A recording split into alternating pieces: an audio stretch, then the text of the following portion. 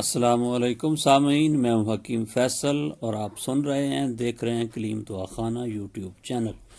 سامعین، کبوتر کا گوشت پاک و ہند کے اندر بلکہ پوری دنیا کے اندر یکساں مقبول ہے اور صدیوں سے لوگ اس کو استعمال کر رہے ہیں جی۔ عربی میں اس کو حمام کہتے ہیں اور گلابی رنگ کا اس کا گوشت ہوتا ہے اور بہت ہی مزیدار اور لذیذ ذائقہ ہے جی۔ گھروں میں بھی پالا جاتا ہے اور جنگلی بھی لوگ استعمال کرتے ہیں، لیکن جنگلی جو ہے یہ مزاج کے اعتبار سے گرم خشک ہے تو وہ زیادہ فائدہ مند ہوتا ہے بنسبت گھریلو